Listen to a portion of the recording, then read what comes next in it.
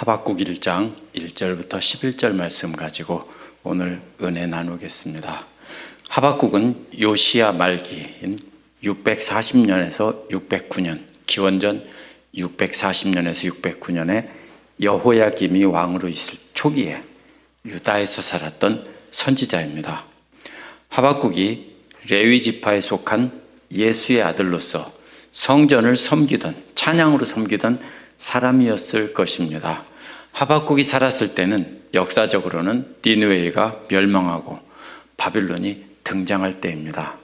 그래서 하박국이 요시야의 개혁이 끝나고 그 이후에 유다가 독립성을 상실해가는 것을 목격을 했습니다. 이런 혼돈의 시기에 하나님의 말씀을 전했습니다. 이때 유대인들의 마음을 알아야 되는데요, 유대인들은 아시리아가 멸망하면 이스라엘이 다시 과거처럼 영광의 나라로 회복될 줄 알았습니다. 그런데 하나님은 또 다른 더러운 악한 이방 세력인 바빌론이 유다를 다시 괴롭히게 됐습니다. 그래서 이것을 이해하지 못했습니다. 하나님은 어째 이러십니까? 이제 우리가 그만큼 우리를 아시리아에게 힘들게 당했다면 이번에는 강력한 이스라엘을 만들어 주시고 다윗 때처럼 세계를 호령하게 해주셔야지, 왜 또다시 저렇게 잔악한 바빌론에게 침략을 당해서 괴롭힘을 당하게 하는지 하나님이 이해할 수 없었던 겁니다. 그래서 하박국 당시 유대인들은 하나님의 공의가 무엇인지를 이해하지 못했기 때문입니다. 하나님은 2장 13절에서 하나님은 이러한 질문에 대해서 의인은 그의 믿음으로 살리라고 하셨습니다. 하나님 보시기에는 하나님을 알지 못하는 바빌론보다 하나님을 섬긴다고 하는 유다가 더 악했기 때문입니다. 그래서 악한 바빌론을 사용해서 덜 악한 바빌론을 사용해서 더 악한 유다를 정결케 하시려는 것입니다. 오직 그래서 하나님만 믿는 정결한 자들만 살려놓고 나머지는 다 없애시려는 것이 하나님의 뜻입니다. 그래서 그 남은 자들이라도 정결한 공동체를 세우려고 하는 것입니다. 이것은 마치 뭐와 같습니까? 우리가 어떤 것을 가지고 있을 때 다 썩었습니다. 어떤 야채나 어떤 음식이 다 썩었습니다. 그럼 어떻게 합니까? 그냥 놔둡니까? 썩은 것은 골라서 다 버리고 멀쩡한 것을 남겨둬야 맞죠? 또 놔뒀는데 또 그게 또 썩습니다, 일부가. 그러면 썩은 거 또 골라내고 멀쩡한 것만 남겨둬야 맞죠? 그냥 다 놔두면 전체를 다 못 쓰게 되는 겁니다. 그래서 지금 하나님께서 하시는 일이 바로 그것입니다.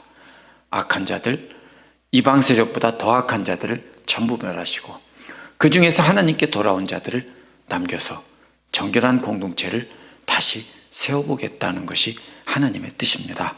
1절에서 4절은 간절히 부르짖지만 아무런 응답을 받지 못했다는 내용이 나옵니다. 1절은 하박국이 묵시로 받은 말씀이라고 했는데요, 원어 순서 그대로 직역하면 짐, 그것은 하박국이 본 것, 선지자, 이렇게 되어 있습니다. 짐이 뭡니까? 여기서 묵시가 아니라 원어는 짐이라는 뜻입니다. 무거운 짐입니다. 그런데 하박국이 눈으로 본 것이고, 하박국이 누굽니까? 선지자라는 뜻입니다. 여호와께서 하박국에게 하나님의 말씀을 보여주셨는데 그것이 바로 짐이라는 겁니다. 짐. 여호와께 하박국이 그 짐을 받았으니까 이제 짐을 전달해 줘야 합니다. 그런데 이 짐이라는 말은요, 주로 외국을 상대로 예언할 때 쓰시는 말입니다. 부정적인 뜻입니다. 짐을 얹어주는 거 좋아할 사람이 없죠. 무거운 짐, 견딜 수 없는 짐을 얹어주는 것은 결코 축복이 아닙니다. 그래서 하나님께서 아주 무거운 짐을 이렇게 하박국을 통해서 전하고 있습니다. 그래서 이 말씀은 굉장히 무거운 말씀이고 부담스러운 말씀이라는 뜻입니다. 이 유대 사람들은 결코 반기지 않을, 좋아하지 않을 그런 말씀입니다. 더구나 그 짐을 봤다고 했기 때문에 하박국이 환상으로 본 것입니다. 하나님께서 하박국에게 그 말씀을 눈으로 보게 하신 것입니다. 그래서 선지자는 하나님의 공식적인 대변인입니다. 그래서 하박국은 하나님으로부터 지정받은 택배 배달꾼입니다. 하나님께 택배를 받아서 무거운 짐을 지고 가서 문을 두드리고 택배 왔습니다 하고 전달하는 사람입니다. 받을 사람들은 이방 사람이 아니라 유대 사람들입니다. 따라서 유대 사람들은 하나님께서 아시리아를 멸망시키고 유다를 회복시켜서 강력한 나라로 만들어줄 것이라고 기대를 했습니다. 아시리아가 망했을 때. 그런데 실제로는 바빌로니아가 온 세계를 지배하게 하시고 유다는 다시 바빌로니아의 지배 아래 놓였습니다. 그래서 하박국의 예언은 유대 사람들에게 아주 무거운 짐입니다. 2절은 두 개의 짝을 이루는 대꾸로 되어 있습니다.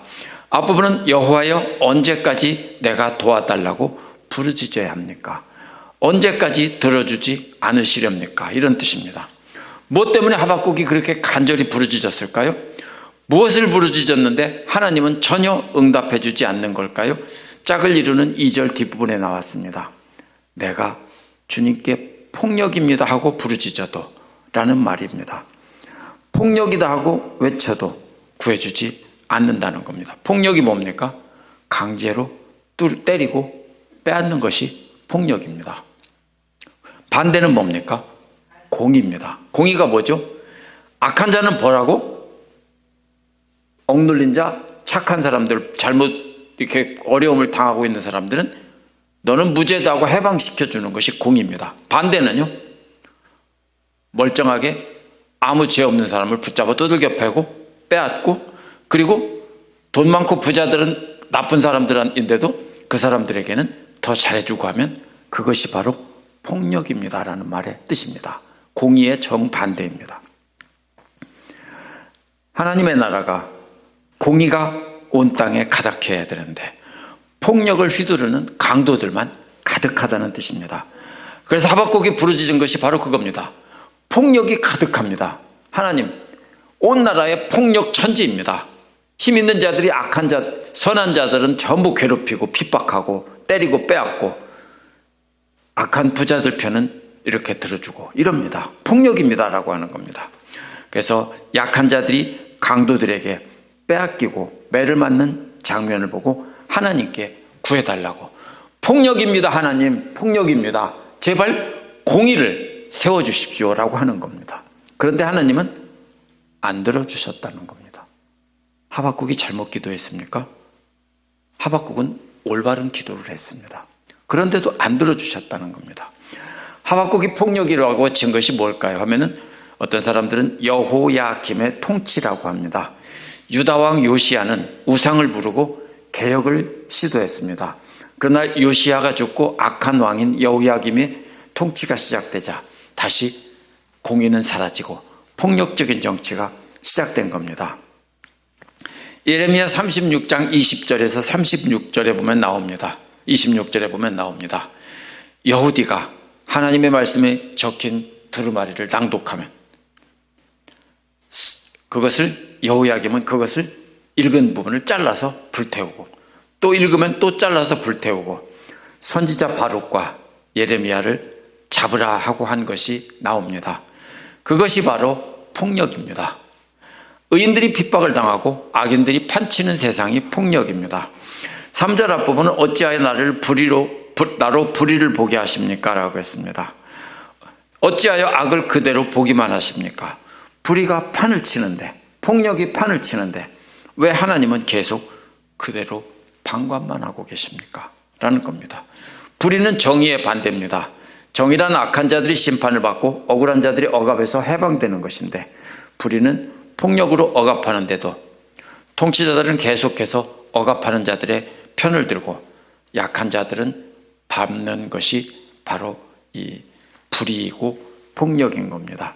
약탈과 폭력이 하박국 앞에서 벌어지고 다툼과 시비가 그칠 날이 없다고 했습니다. 약탈이라는 말은요, 건물이나 가구 같은 것을 때려 부수는 장면입니다. 폭력이란 사람을 때려서 상처를 입히는 겁니다. 겁을 줄 때 어떻게 합니까? 보통 먼저 가구를 때려 부수죠. 그리고 안 되면 어떻게 합니까? 집을 부수죠. 빚 안 갚어? 그렇죠? 빚 안 갚으면 어떻게 합니까? 가구 때려 부수고, 그래도 안 갚어? 그럼 집 때려 부수고, 그래도 안 갚으면 뭐 하죠? 사람을 두들겨 패는 겁니다. 바로 그런 것입니다. 그래서 먼저 약탈이고 그 다음에 폭력입니다. 약탈은 가구나 건물을 부수는 것이고, 폭력은 사람을 때리는 것입니다. 또 다툼이란 개역개정에서는 변론이라고 했는데요, 법정에서 고소하고 변론하는 것을 뜻하고요, 시비라는 말은요, 말로 싸우는 것인데요, 약탈과 폭력으로 인해서 법정 소송이 벌어졌는데 공식적인 재판이 아니라 서로 말로 싸우고 다투는 장면입니다.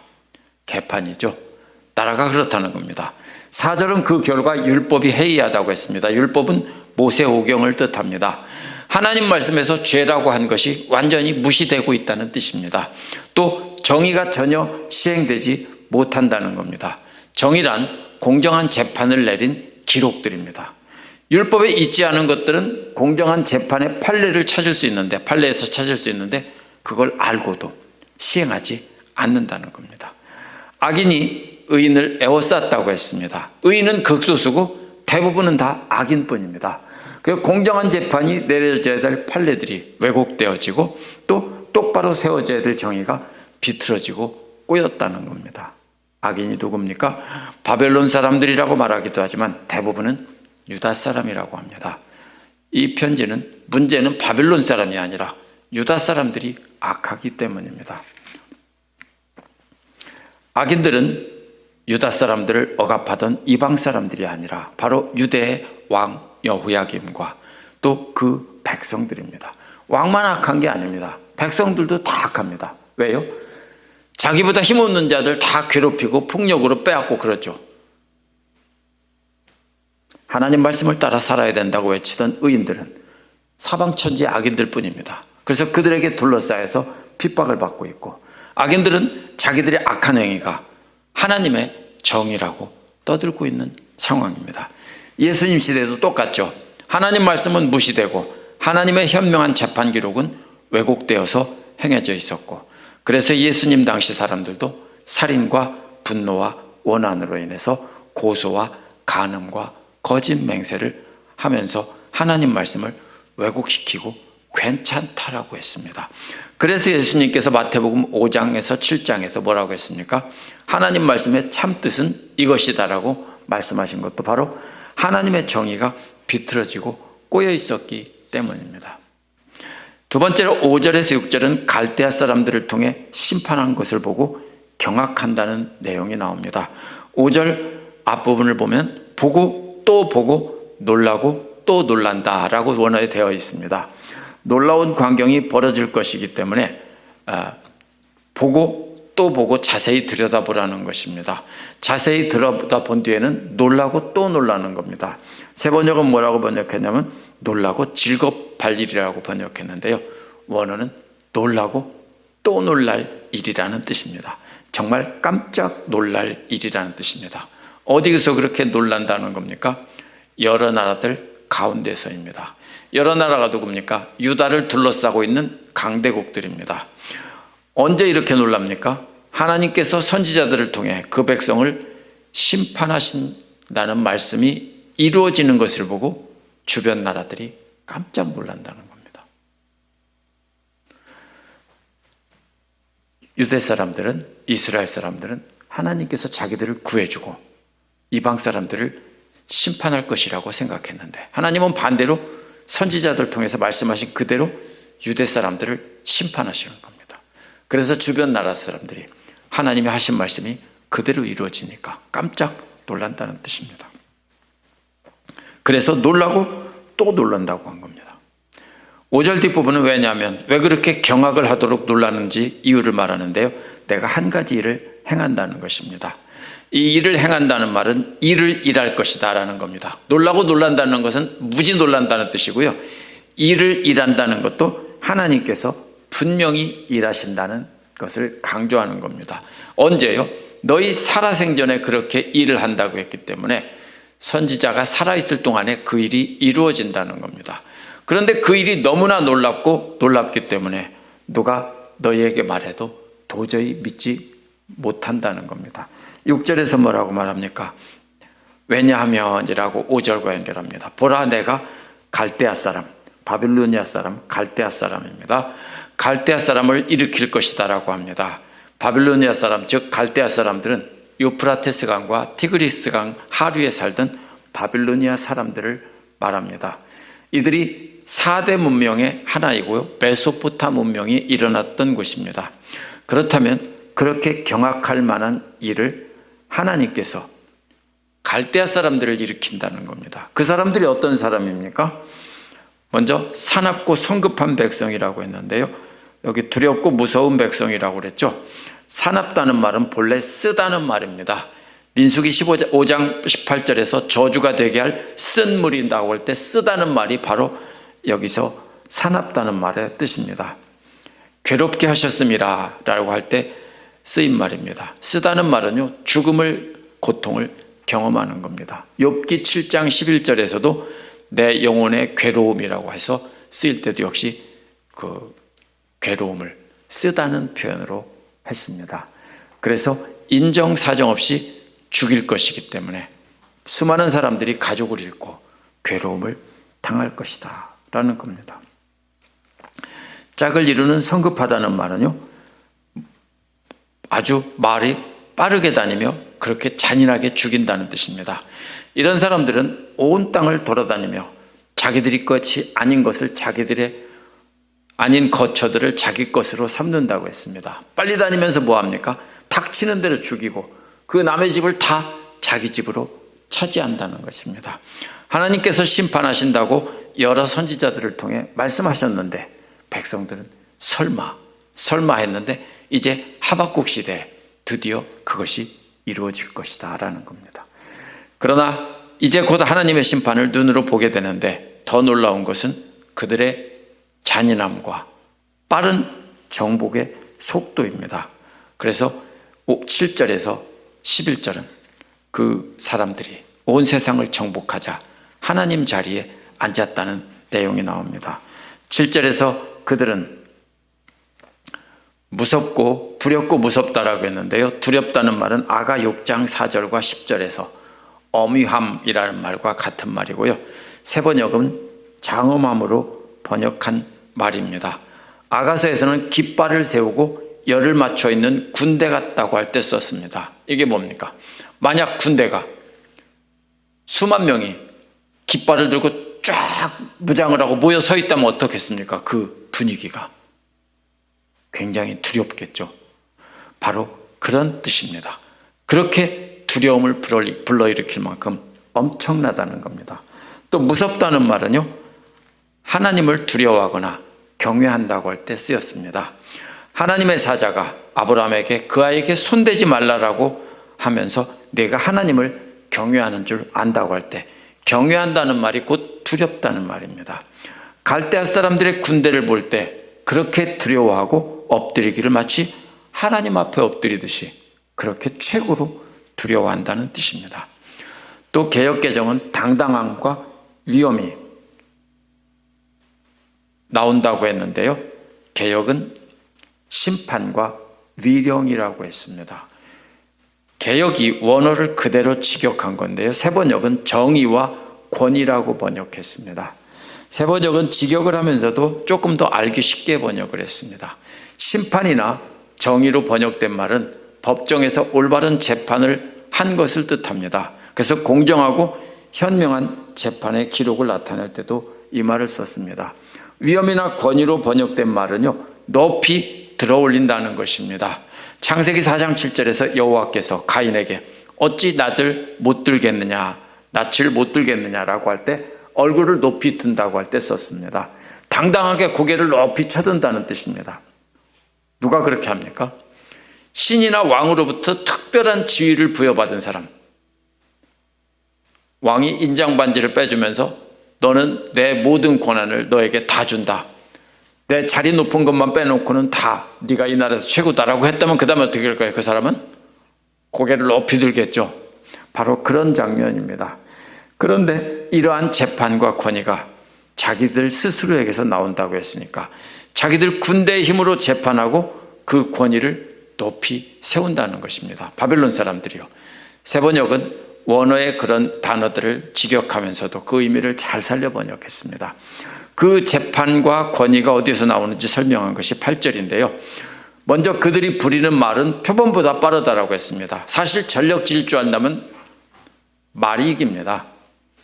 표범은 짧은 거리를 빠르게 잠시 달릴 수 있지만 실제로 말보다 빠르지 못합니다. 하지만 히브리 사람들은 말을 어디다 썼냐면요, 주로 농사일할 때, 일하는 집 나를 때 썼습니다.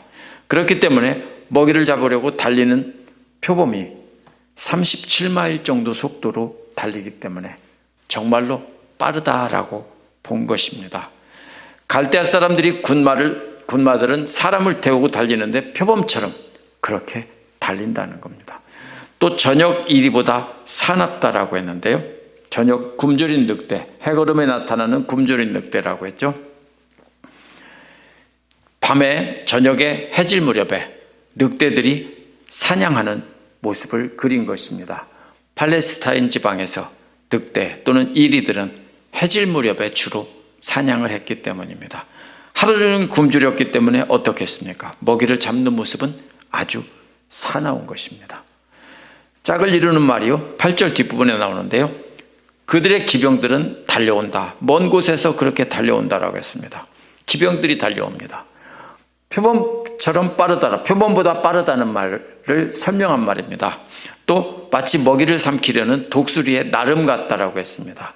8절 앞부분에서는 저녁 이리가 사냥하는 모습을 다른 말로 바꿨는데요.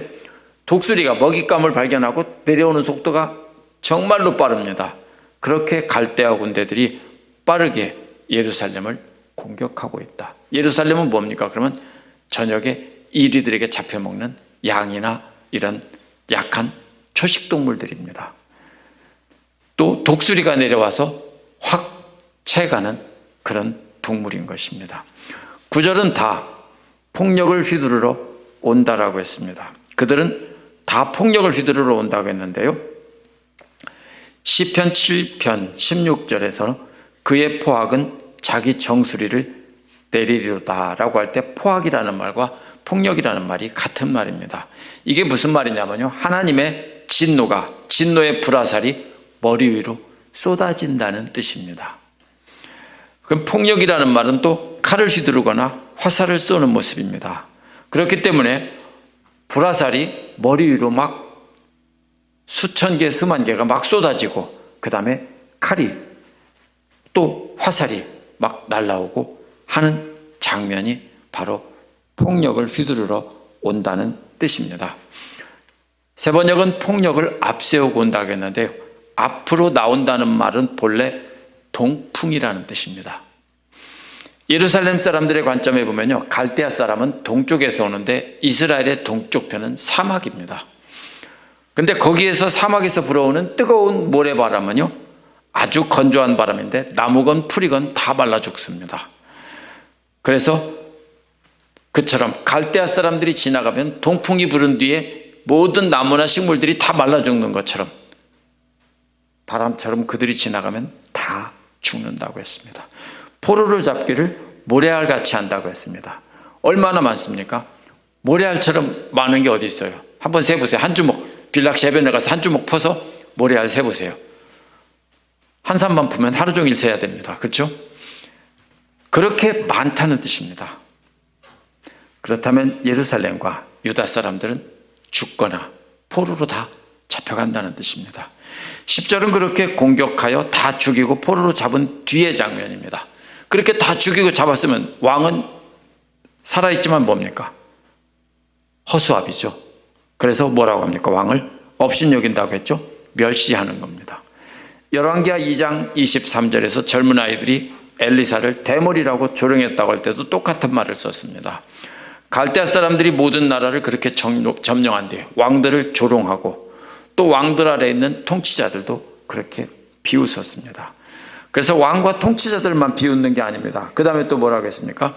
견고한 성들을 비웃고 흑언덕을 쌓아서 점령한다고 했습니다. 이게 무슨 말입니까? 높은 성은 쉽게 점령할 수 없습니다. 어떻게 합니까? 이기려면 그 앞에다가 그 성보다 더 높은 흙으로 산을 만드는 겁니다. 그 다음에 그 위에 올라가서 그 위에서 활을 쏘고 공격하는 겁니다. 이들은 사납고 빠를 뿐 아니라 전술과 전략에도 정말로 뛰어나다는 겁니다. 막을 수가 없다는 겁니다. 이들은 하나님께서 예루살렘과 유다를 심판하기 위해서 세웠습니다. 11절에서 바람처럼 급히 몰아라는 말이 먼저 나옵니다. 원어에서는 바람처럼 급히 몬다는 말이 먼저 나오는데요, 바람처럼 다 쓸어간다는 것입니다. 세 번역에서는 바람처럼 사라져서 없어진다라고 그랬죠. 닥치는 대로 다 쓸어버린다는 겁니다. 그래서 다 사라집니다. 그렇게 번역하면 10절에서 견고한 성들도 흙언덕을 높이 쌓아서 정복한다는 것과 연결이 됩니다. 바람처럼 다 쓸어가서 아무것도 남지 않는다는 겁니다. 그러나 이어지는 내용은 죄를 갖게 된다는 말이 나옵니다. 그들은요, 죄를 갖게 되는 겁니다. 이 죄인들도 마침내 바람처럼 사라지고 없어질 것이다 그랬는데, 원어에 보면 죄를 갖게 된다 이런 말이 나옵니다. 그래서 그들 자신이 하나님이라고 여기게 된다는 것입니다. 여기서 그렇게 나오죠. 제 힘이 곧 하나님이라고 여기는 죄인들도 마침내 바람처럼 사라진다고 했는데 싹 쓸려 나가는 겁니다. 그래서 이 자신이 하나님이라고 여기는 것은 바벨론 사람들입니다. 그렇다면 지금 여기서 이 바람처럼 다 쓸려 나가서 사라지는 이것이 조금 해석이 다를 수 있습니다. 그래서 3세기경 기원전 3세기에 번역된 70인역 구약성서는 바람처럼 사라진다, 쓸어 없어진다는 말을 영이라고 번역했습니다. 영. 성령이라는 말도 바람과 똑같은 말이에요. 그래서 70인역 구약성서는 이 부분을 의미를 살려 번역했는데요, 그에 따르면 11절과 잘 연결이 됩니다. 그 11절은 논리적으로 잘 연결이 됩니다. 계속해서 성공하자 생각이 바뀐 겁니다. 그래서 그 다음에 누가 뭐를 갖게 돼요? 죄를 갖게 돼요. 그리고 그 다음에 뭐가 돼요? 마지막에는 하나님이 되는 겁니다. 그 자신들을 하나님 위치로 높인다는 뜻으로 해석할 수 있습니다. 그래서 70인역 구약성서처럼 해석하면 이들이 결국은 자신들을 하나님 위치로 높여놓는 겁니다. 왜? 하나님께서 심판의 도구로 사용해서 온 세상을 다 이기게 하니까 자기들 힘인 줄 알고 자기들이 하나님 자리에 선다는 겁니다. 그래서 이 부분의 초점은요, 어디에 있냐면은 바로 11절에 있습니다. 하나님께서 바벨론을 세워서 음란하게 우상 숭배하던 유다를 심판했는데 그 도구인 바벨론은 자기들의 엄청난 군사력으로 이웃 나라들에게 공포감을 주며 계속 성공하자 생각이 바뀌었습니다. 우리가 바로 하나님이야 라고 하는 겁니다. 오늘날도 하나님 말씀에서 죄라고 말한 것은요, 하박국 시대와 마찬가지로 무시되고 있는 상황입니다. 그런 악인들은 지금 교회 밖에 있는 것이 아니라 교회 안에 있습니다. 그렇게 되는 이유는요, 하나님 말씀을 자기에게 적용하지 않고 남에게 정죄하고 남에게 적용하는 일에 힘쓰기 때문입니다. 그래서 자신이 한 것은 말씀을 조금 대충 빼놓고 비틀어서 이것은 이런 뜻일 거야 라고 해서 건너뛰어 버립니다. 남에게는요, 잘못됐다고 하죠. 그래서 미국이나 한국 교회는 그렇게 신자들이 많아도 세상의 빛과 소금이 되지 못하고 교회 안에서 다툼과 분쟁이 넘치는 겁니다. 의인은 비판하는 사람이 아니라 말씀으로 자신을 쳐서 복종시킨 뒤에, 나도 이렇게 쳐서 나를 복종시켰는데 너희들도 나처럼 하나님 말씀으로 자기를 쳐서 복종시키지 않겠니? 이렇게 하는 사람이 의인입니다. 예수님 당시 바리새파 사람들과 율법학자들이 문제가 뭡니까? 남의 죄만 지적하고 자기들은 거룩한 척만 한 것입니다. 이것이 바로 오늘 말씀에서 하나님께서 선지자를 통해 하신 말씀이고, 또 한 가지 생각해야 될 것은 하나님께서 바빌론 사람들이 훌륭해서 그들을 도구로 사용한 것이 아니라는 겁니다. 하나님께 범죄하고 세상 탐욕을 따라 우상 섬기며 살던 사람들을 심판하기 위해서, 더 악한 놈들인 유대 사람들을 심판하기 위해서 조금 덜 악한 바빌론을 도구로 사용했다는 겁니다. 그래서 세상에서 가장 잔인하고 빠른 민족을 사용한 것입니다. 하나님의 말씀으로 경고하신 것을 속히 이룰 것이고, 경고를 듣고도 하나님만 의지하고 듣고 의지를 하고 사는 의인들만 믿음으로 살게 된다는 것이 이 하박국의 예언입니다. 잠언 16장 18절은 교만은 패방의 선봉이고 넘어짐의 앞잡이라고 했습니다. 반대로 15장 33절은요, 여호와를 경외하는 것은 지혜의 훈계라 겸손은 존귀의 앞잡이라고 했습니다. 오늘날도 우리가 하나님께서 능력 주셔서 성공하면 처음에는 하나님의 은혜라고 합니다. 하나님께서 자식들도 잘 되게 해주시고, 나도 사업 잘 되고, 건강 주시고, 여러 가지를 다 주셔서 내가 하나님의 축복을 받았어, 이렇게 생각하고 다른 사람들을 무시하기 시작합니다. 너는 왜 그렇게 살아? 너는 하나님 말씀대로 안 살아서 그래. 나를 봐. 이렇게 하면서 남을 비판합니다. 잘못됐습니다. 크게 잘못됐습니다. 그러면 나중에 바벨론처럼 생각이 바뀌어서 자신이 이루었다라고 생각하고요, 마지막에는 뭐가 됩니까? 자기가 하나님이 됩니다. 교회 안에 그런 사람들이 생각보다 많습니다. 누가 그런 사람인가 보다, 이렇게 하면 안 됩니다. 내가 그런 사람인지 아닌지를 잘 생각해 봐야 됩니다. 내가 다른 사람의 죄를 정죄하고 심판하면서 내 죄는 보지 못하고 있다면요, 내가 바로 그 사람입니다.